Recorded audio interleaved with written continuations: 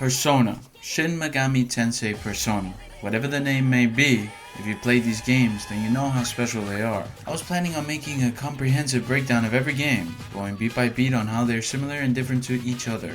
But after looking at the opening of the first draft, something felt wrong. The music of the series and its many spin-offs was playing in my headset when something came to me. No matter how objectively I try to frame it, these games mean so much to me and have impacted me more than any other game in recent memory that it simply felt wrong to try and break down what made them special. I wanted to keep the magic in these games, so instead of writing an academic paper on these darling games, I want to sit down with you and have a little chat. Imagine we're in Café Le Blanc. Sojiro just served us some Mount Blanc coffee and the jazzy tune of Beneath the Mask started playing in the background. That's how I want to discuss these games, not as properties and projects that can be dissected and analyzed, but as something special that we can talk about as we drink some good coffee and listen to some tunes. And I am aware that there is merit in trying to simplify a work of art to try to fully extrapolate the themes and main ideas from it. But when you play these games and they come and go, I feel as if they're more than just games that you play for a distraction,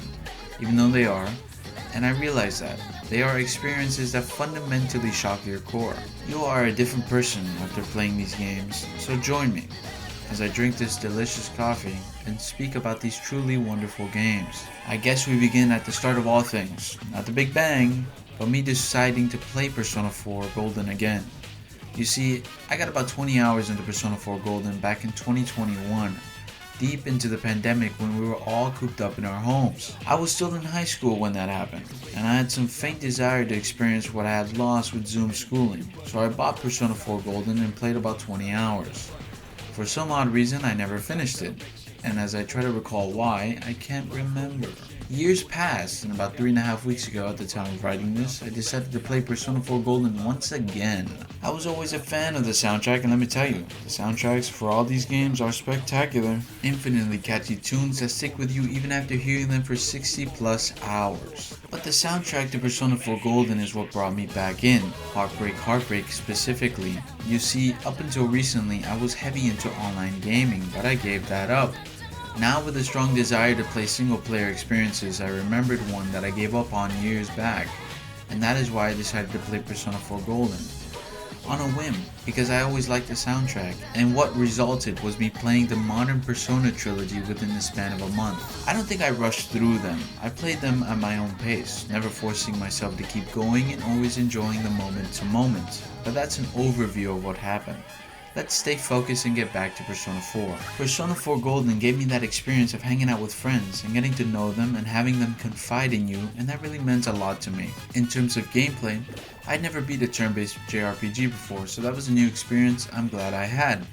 Because I think I really like turn-based now. It's a lot better than I thought it would be. But enough of the melodramatic self-reflection, let's talk about the most distinctive factor of the Persona series, and also my favorite part of these games, the social link system. One quick caveat, however.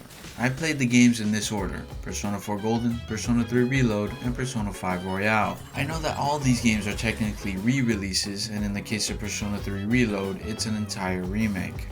So you could argue that I didn't even play the original experience, but to that point I'll say this: I can't see nor hear you, so you technically don't exist. Moving back to the social link system, I think this might be the best feature of the modern trilogy of Persona games because of what it does to the characterization of its characters. Typically in any game you have characters, obviously, but the way that these characters are characterized is very fast. Let me provide an example. In any other game, whether that be an open world, an RPG, or a shooter, whatever it may be, you have the characters tell you the major points of the entire being. One character may have a lost sibling, another may have been ostracized because of their sexuality. Whatever it may be, these characters always tell you their entire character when you first meet them.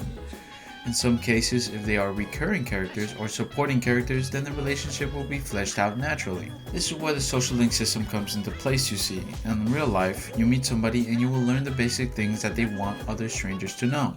If you hit it off, you may peek behind the mask and learn something genuine about them.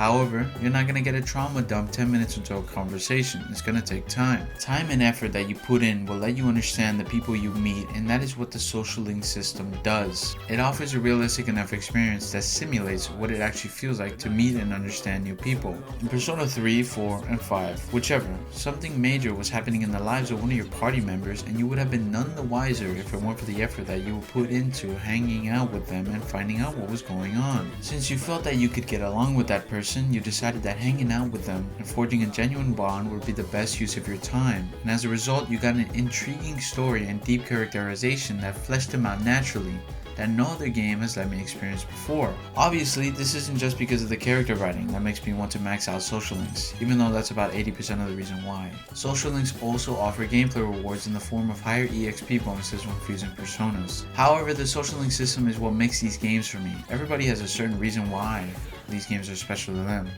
and every reason is a valid one: gameplay, story, or the characters. And in my opinion, they're all exceptional in every single game. In Persona 4, I maxed out every party member's social link, with the exception of Risei's. Sorry, Risei. So when I got to Persona 3 Reload and found out that the male members of C's didn't have social links, I was surprised and slightly disappointed. Persona 3 Reload does add linked episodes that flesh out the male members, but it was the right decision, in my opinion, to add the social link for every party member in the series moving forward. Persona 5 has a social link for every party member, but the quirk regarding Persona 5 party member social links is that they require, a majority of the time, deep investment into a certain social stat. By the way, since I haven't brought it up yet, social stats are the stats that you level up outside of dungeons by taking part in different daily activities. Persona 3 has 3 main social stats, while Persona 4 and 5 both have 5. In Persona 4, it is quite easy to max out every social stat, but in Persona 5, I found that you need to have a strategy to max out every social stat, because the way that I approached it, doing a variety of things and not focusing on one stat at a time, was not particularly efficient and resulted in me not having max social stats at the end of the game. This also meant that I missed out on a lot of social links because of my inefficiency. On top of the fact that Persona 5 Royale has you level up certain social links to access the final trimester content revolving Maruki and Sumire. While we're on the topic of Persona 5 and its social links, I guess I can delve into the different benefits that social links give you on top of Persona Fusion EXP. I start on Persona 5 because it really changes how you explore dungeons and interact with enemies the most in Persona 5.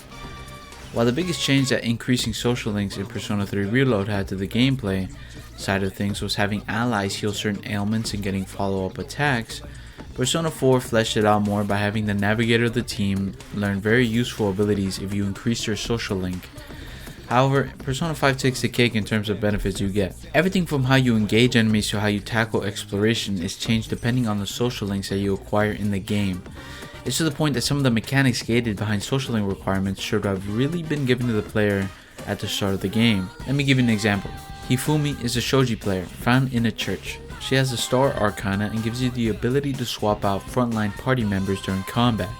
This is huge because you can improvise your strategies on the fly, and if certain enemies start to put pressure on you, then swapping out the party and approaching the encounter from a different angle can give you a huge advantage. Not to mention that this mechanic wasn't in any other Persona game. This is a fun and engaging mechanic that makes the combat more enjoyable. However, Hifumi is gated behind rank 4 charm, and she doesn't unlock until a certain point of the game. But that's even if you bother starting her social link in the first place, because the benefits you get from social links aren't told to you by the game, meaning it's a bit of a gamble of chance on what you will get. I fortunately said what the heck and went to talk to Hifumi and got arguably the best benefit in the game. This unpredictable nature of social link benefits can be seen as good or bad. In real life, which these games are trying to mimic to a certain extent, there are no billboards over people's heads that indicate what they can do for you. You think to yourself, I need someone with this ability, and you try to look for that somebody who could fulfill that need. And to the credit of Persona 5, Ryogi and Morgana, I believe, do say something about a famous shogi player. And I guess if you connect the dots, strategy equaling shogi, then you might come to the conclusion that she is actually important for forming a strategy, but who knows. I've been kind of rambling for a while about social links, but this is the most important aspect of the life simulator side of Persona. Excuse me, may I have another cup of coffee please? Why do you look so confused? Was it something I said?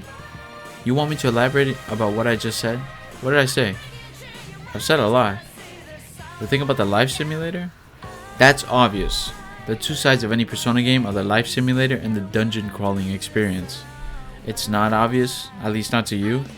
Maybe the viewer here already knows what I'm talking about. Some things have two sides to them. Have you heard that expression? Two sides of the same coin? This is what I mean. In all of the 3 Persona games that I played, there was always two sides of the game. The side of the daily life where you would spend your time studying, hanging out with people, and any other activity that you wanted. The other side was the gameplay side, personas, dungeons, shadows, exploration, so on and so forth. With 3 and 4, the line of distinction is distinct, with Persona 5 blurring the line slightly more but still having the two-sided nature. This, by all means, is not a bad thing. There is nothing wrong with having two sides of a game if both sides are very good, and the games attempt to bridge that division with various things from giving benefits from increasing social links to being able to craft gear in certain shops from materials gained from the dungeons. But whenever I play these games, I have 2 modes that I switch back and forth from: the daily life and the dungeon explorer. Let me preface that I wholly enjoy both halves of the Persona games. I find the Persona fusion mechanic inherited from Shin Megami Tensei series incredibly satisfying and addicting in certain regards.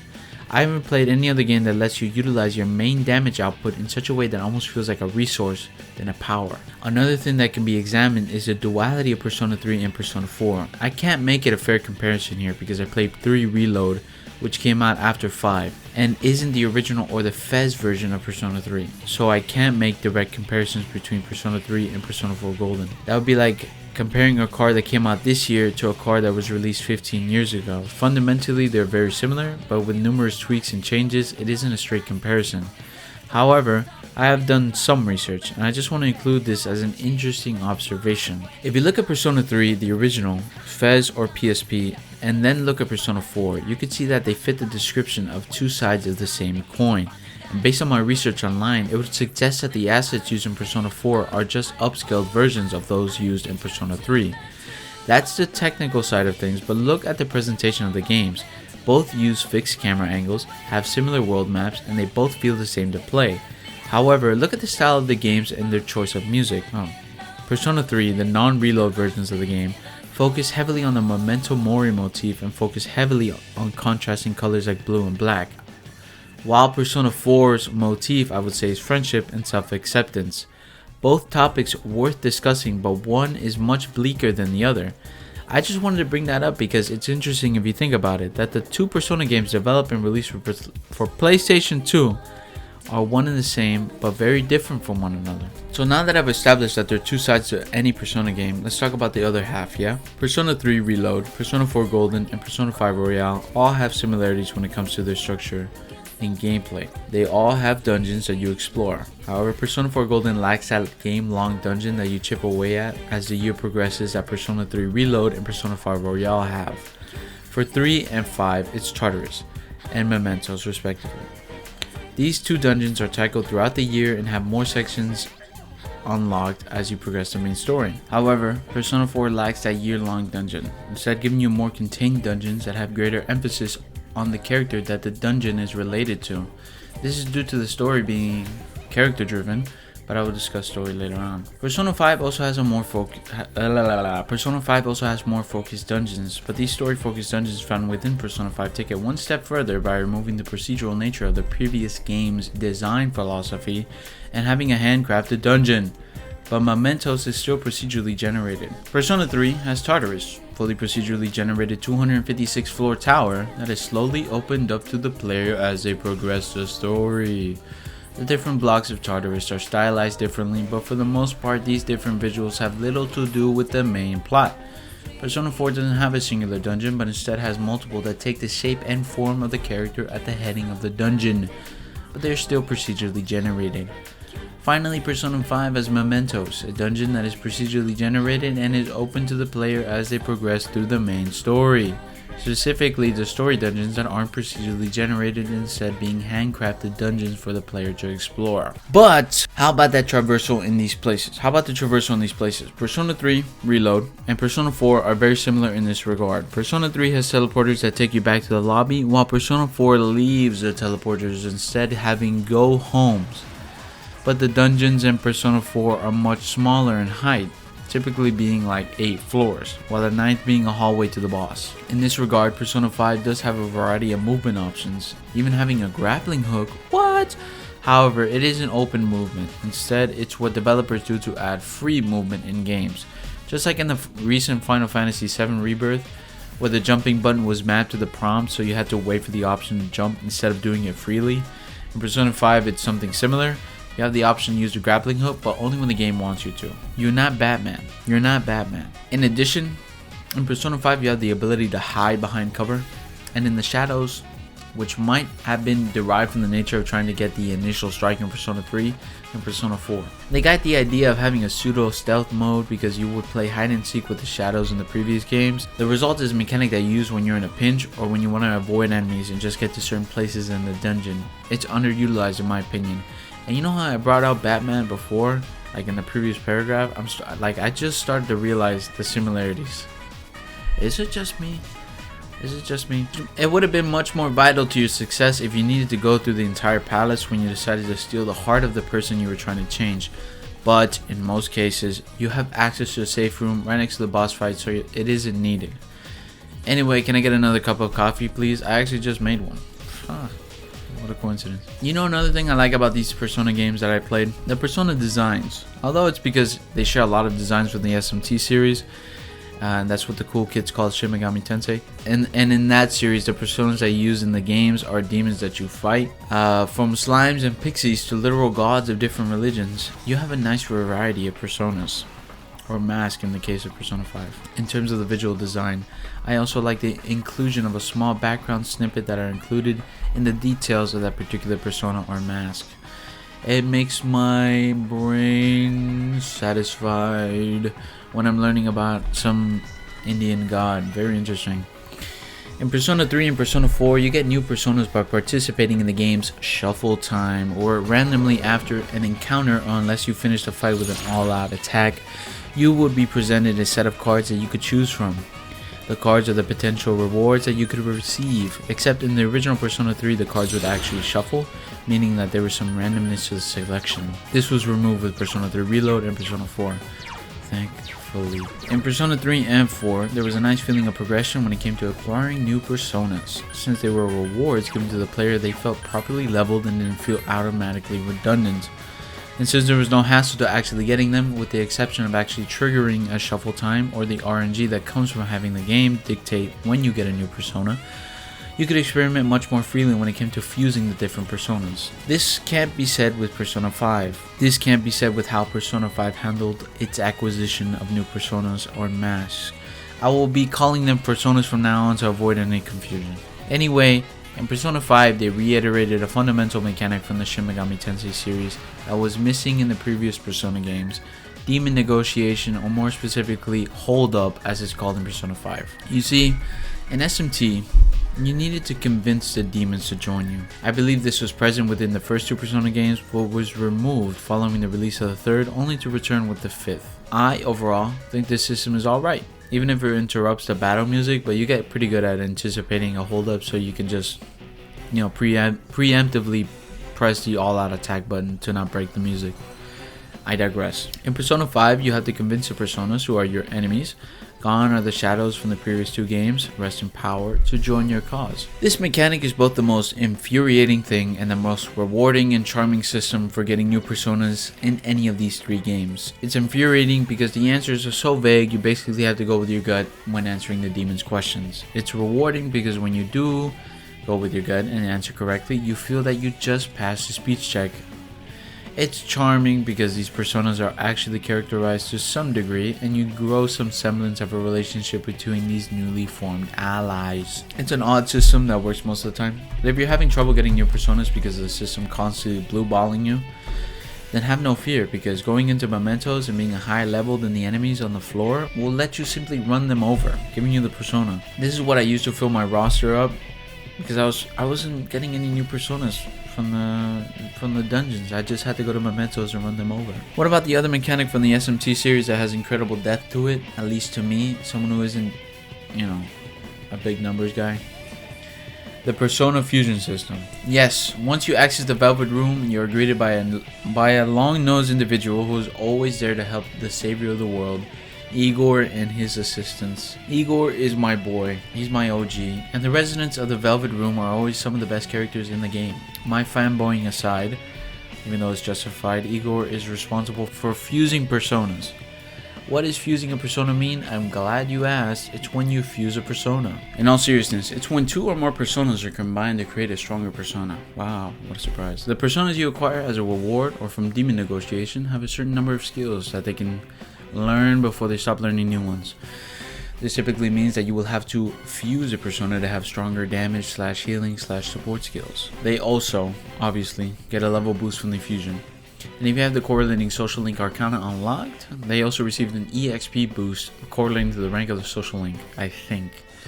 For example, if I were to fuse a persona of the Chariot and Sun Arcana, and to receive a persona of the Strength Arcana, and it so happens that I have maxed out the Strength social link, then my new persona would receive a significant EXP boost. Also, Igor comments on the level of the, social link. That's also cool. He's my boy. This forms the backbone of the gameplay loop of any Persona game, at least when it comes to the dungeon crawling side of the game. You enter a new dungeon, you fight shadows or demons, receive new personas, head back to the Velvet Room, fuse personas, and return to the dungeon stronger than before.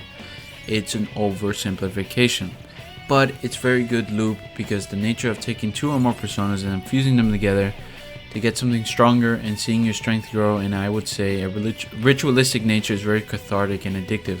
Who doesn't like sacrificing people? I mean, maybe that's just me. You want to fight stronger enemies to get stronger personas. You want that Megidolon, however you pronounce it, and you want it to deal 1500 damage to every enemy on the field. Right. Persona Fusion is fantastic. However, take a shot every time I say however, and take a shot every time I say persona. You're gonna die either way. However, all the games have certain quirks to the fusion system. For example, Persona 3 Reload and Persona 5 do not have a triangular fusion, so you can't fuse 3 personas at once unless you do it through specific fusions. Unlike Persona 4 that does let you do normal fusions of 3 personas. Why did Persona 5 remove this feature? Why did it not come back in Persona 3 Reload? I don't know. It is missed, I'll tell you that. Persona 5 also has network fusions which allow you to get a free persona. Yippee! I love free stuff to fuse from the online void. This is particularly useful for when you need to get rid of a specific persona in your roster or are looking for a certain persona. If you're trying to get Satan, the best way is online fusion. These are just the tools to use for the combat. Why don't I talk about combat next? Persona, as per the nature of originally being an SMT spin-off, has turn-based combat. To you, this might seem like a turn-off. To the less enlightened individuals, this might be a turn-off. Turn-based combat in the year of our Lord 2024, this might seem ludicrous, but only because you haven't experienced it. That is true. My God, I'm speaking facts right here. For those who have, like me, they know what a good turn-based combat system has for them. These games all have turn-based systems that incorporate the persona or mask itself, melee and or ranged weapons and items. You also have your typical JRPG equipment to manage, such as armor and accessories. On the surface, it all seems normal, standard fair turn-based combat. For some reason though, I find the system incredibly addicting and satisfying. And the skill ceiling is so high you can't even see it because the strategies you employ are tied to how much you know about the game, and with 10 different elements being around, give or take depending on the game, for you to understand, it makes this turn-based system deep as an ocean. It's like gambling. I love gambling. I love roulette. A key aspect of this particular battle system found within the Persona games and the SMT games by extension is the one more system. It's simple to explain. If you attack an enemy's weakness or land a critical, then you get one more action. If you can chain weakness attacks or keep landing criticals, then you keep getting one more action. This opens up all kinds of possibilities during fights. Let's say you attack an enemy's weakness, but instead of going for another attack, you choose to buff the party instead. This wide berth of choice in combat is made even bigger when Persona 5 and Persona 3 Reload include the baton pass system to combat, which means that during a one more, the player can pass the move to another party member, meaning they can utilize their party members even more effectively. This system is also from SMT. I didn't write it, but it's also from SMT. I would know I played SMT 3. Let me give you an example. I attack an enemy's ice weakness and baton pass to a party member with an attack up party buff. After they execute that buff and it's their turn, they use another buff, which is the next magic attack up, and when it gets to the next party member, they release an almighty attack that wipes out all the enemies. And that's only one example of many that you could pull off with this system. Since I'm basically only a beginner when it comes to this type of system, and only really have played these games, well, as of writing this, as of reading this, as far as turn-based games go, I'm sure that someone with much more innate talent and experience can come up with something more efficient and elegant. Also, shout out to Chief Keef. Just gotta put that out there. That's the beauty of a turn-based combat system, in my opinion. If done right, it is wholly more satisfying than any mediocre action combat system could ever be. So true. Speak your shit, King. This doesn't pertain to Persona, but one thing I've realized from playing these long turn-based JRPGs for the first time is that a turn-based system is much more suited to a narrative-driven game like Persona. Look at Final Fantasy, for example. They were the kings of the JRPG genre, at least in the West. And examine how they dropped turn-based after FF13, and the main criticism of FF15 was how its combat was too simple. This was improved in FF16, where the combat is much better in my opinion, but what about the FF7 remake? It came out after 15 but still only has passable action combat that I would say dragged the game down. FF16, all you people hating on FF16, you gotta wake up. Wake up. Wake up. Wake up. If I am playing a game that is narrative driven and is hours upon hours long, where there are large stints of story, only to be presented with a combat system that is repetitive and shallow does not do your story any favors. However, if you make the game turn-based and give it enough depth to keep the player satisfied with different strategies and approaches, then the story and gameplay are on equal footing, and the overall experience is not brought down. This situation is something that happened in Western developed games, where all the studios dropped turn-based like it was a where all the studios dropped turn-based like it was the plague, and every new major video game released from a Western developer is either a first-person game or has mediocre third-person action mechanics, or it's narrative-driven based. My God, I hate movie. I want to. If I'm gonna play a game that tries to be a movie, I'm just gonna watch a movie, dog. That's all.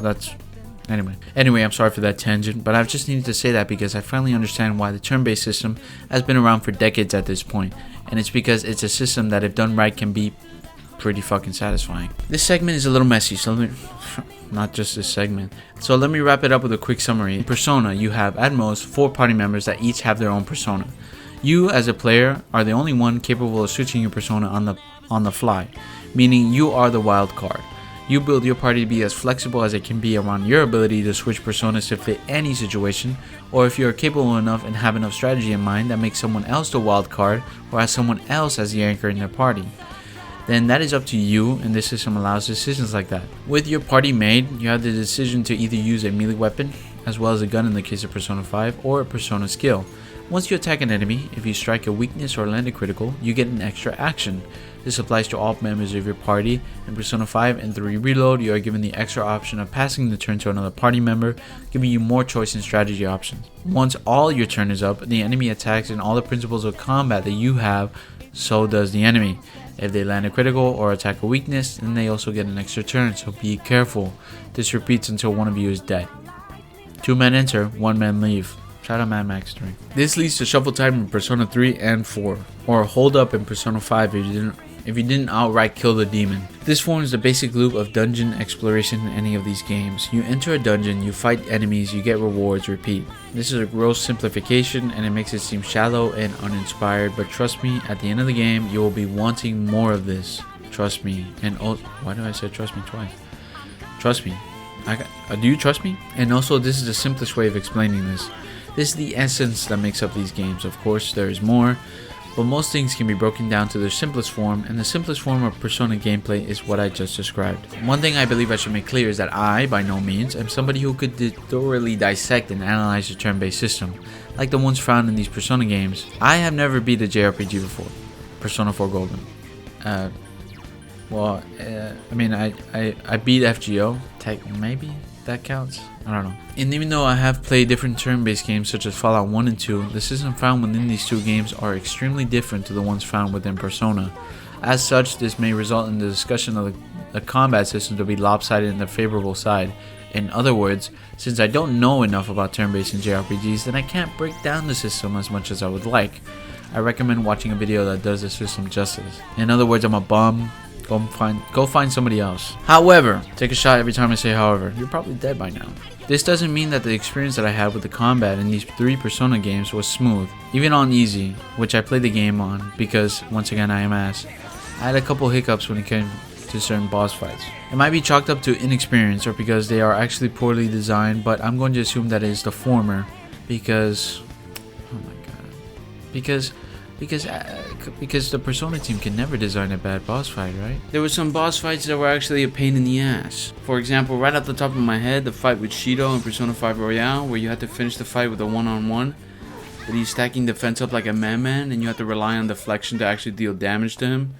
Another example was the fight with Okumura, specifically where you had to deal enough damage to all the enemies before they ran away. Because if not, then he would just spawn more and the fight would drag on, and then there was a timer that would run out, causing you to lose the fight. In Persona 3 and 4, I also had my moments of frustration when it came to boss fights, but these 2 instances are where I almost blew up my controller. I guess while discussing boss fights, I can say that most of them are very interesting, and even in Persona 5, where I had the most frustration, is the game that also has some of the best boss fights in the series in my opinion. Ah, look at the time, we've been here a while. Say, that about covers it, right? Let me check my notes here. Yeah, that's about it. Nothing big is missing. What was that? What was that? What about the story and music? You want me to talk about them as well? Oh man, I don't know. That's something heavily biased. Even more than all the things I've discussed. What the heck. In terms of story, I think that Persona 3 takes the cake in this regard. Remember when I told you about Persona 3 and Persona 4 being mirrors of one another?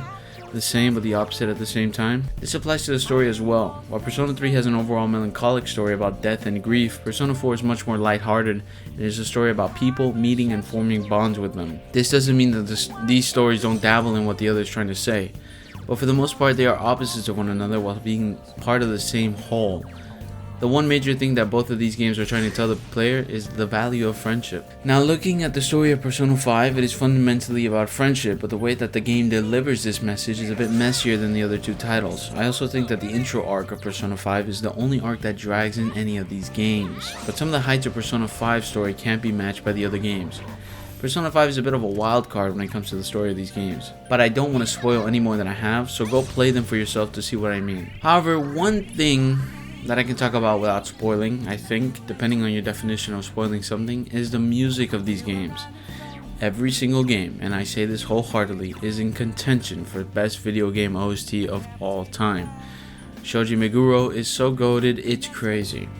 From the rap beats of Persona 3 to the pop-inspired melodies of Persona 4 to the jazzy sounds of Persona 5, every single game has a unique soundtrack that does a lot of heavy lifting at setting the tone and mood and atmosphere. I cannot stress this enough. The music is the secret ingredient that brings the whole experience together. As such, I believe that I should let the music do the talking, so here are some of my favorite tracks in the series.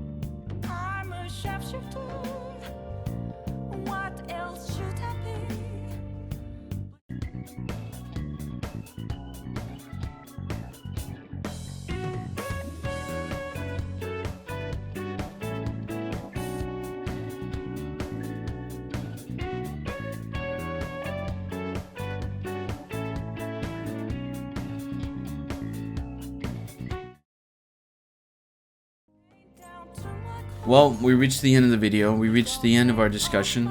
I'm going off the dome here because I didn't write a conclusion. Whoops. Anyway, I just want to say this. When I played Persona 4, I didn't expect that it would resonate with me so much that I would go out of my way to play 3 Reload and 5. It's to the point where after I finished Persona 5, I was so desperate to fill that hole that was left empty because of my completion of these games that I went out and ran to buy. I bought Catherine and I bought Shin Megami Tensei 3, and I think that's the power of these games. Like once they get their hooks in you, there's no letting go. Even now, if you told me go play Persona 4, I would go play Persona 4. The only reason I'm not playing Persona 4 is because I gotta, there's other games to play, there's other movies to watch, and you just gotta move on. Like the end of the game, that ending for Persona 4 really hit me. But that's about it, dear viewer. I hope that you enjoyed this video. I know it was all over the place, but yeah, I guess I should give you some of my opinions before I leave. Persona 5, the original Persona 5 has the best intro, followed up by Persona 3 Reload. Wake Up, Get Up, Get Out There. My god, what a banger. Tai Takemi is best girl. What else? I don't know, I think that's it. Yeah, that's about it. Go play these games. Anyway, thank you for watching, and as always, goodbye.